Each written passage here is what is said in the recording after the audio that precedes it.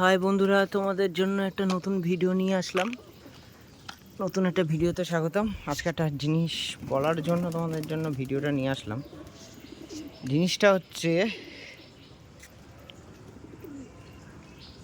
বর্ষার ওয়েদার পড়েছে, পায়রা অসুস্থ হবেই সবার বাড়িতে। দেখবে পায়রা আনফিট, খাওয়া দাওয়া ছেড়ে বন্ধ করে দিয়েছে, বা একদিন খাচ্ছে না, পায়রাটা ঝিম ধরে বসে আছে, ঠিক আছে, বা বমি করছে, ঠিক আছে। সেই ক্ষেত্রে তোমরা কি করবে, আমার যেমন একটা পায়রার হয়েছে, তোমাকে দেখাচ্ছি। আগের দিন ওই পায়রাটার হয়েছিল, এই যে বসে আছে সাইডে, এই যে চলে যাচ্ছে, এই পায়রাটার হয়েছিল। বাট পরশু দিন হয়েছিল, এখন পায়রাটা সুস্থ আছে। যেমন আমার আর একটা পায়রার হয়েছে, দেখাচ্ছি তোমার, এই সবুজ পায়রাটার, দেখতে পাচ্ছ কেমন সাইডে এক কোনায় বসে আছে। তাই জন্য বলছি, তার জন্য একটা প্রসেস আছে। তোমরা একটা জিনিস করতে পারো, একটা টোটকা বলতে পারো, আমারই এক দাদা আমাকে শিখিয়েছে। সেটা হচ্ছে, পায়রা দেখবে যখন খাচ্ছে না, ঝিম ধরে এক সাইডে বসে রয়েছে, তখন একটা কাজ করবে, এই যে ওষুধটা, মেট্রোজিন হিউম্যান ওষুধ, যে কোনো ওষুধের দোকানে গিয়ে বলবে, দামটা নেয় হচ্ছে, এই দেখো 34 টাকা। এই সিরিঞ্জ সবার বাড়িতেই আছে। সিরিঞ্জের ঠিক এরম টেনে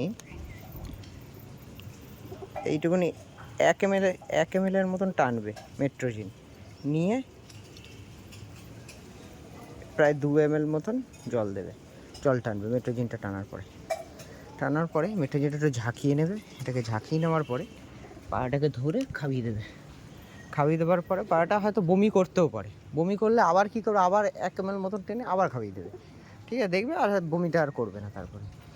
তারপরে কী করবে, খাইয়ে দেওয়ার প্রথম দিন খাওয়ালে, সেদিনকে পায়রা কিছু খাওয়াবে না পায়রাকে, ঠিক আছে, অবস্থা থাকলেও পরের দিন ওরকম 1 ml বা এই যে নিওপেপটিন, এইটা 1 ড্রপ, পরের দিন 1 ড্রপ খাইয়ে দেবে। দেখবে, আশা করি তোমার পায়রা 2 দিনের মধ্যে সুস্থ হয়ে যাবে। এইটুকুনি বলতে পারি, 2 দিনের মধ্যে সুস্থ হয়ে যাবে। আর পায়রা যদি অনেক দিন দিয়ে হয়ে থাকে, তাহলে আমার মতে বলবো ডিবার্বিং করাতে হবে পায়রাটা, কারণ কৃমির জন্য এসে আশা করি বেশি হয়ে থাকে। তাই বলবো যে তোমরা এইটা করে দেখো, আশা করি তোমাদের পায়রা সুস্থ থাকবে, একটা পায়রাও মরবে না। এইটুকুনি বলতে পারি। পায়রা 2 দিনের মধ্যে ঠিক হয়ে যাবে, 2 দিন, 2 ডেজের মধ্যে যদি ঠিকঠাক দিতে পারো। তার মধ্যে পায়রাকে কিছু খাওয়াবে না।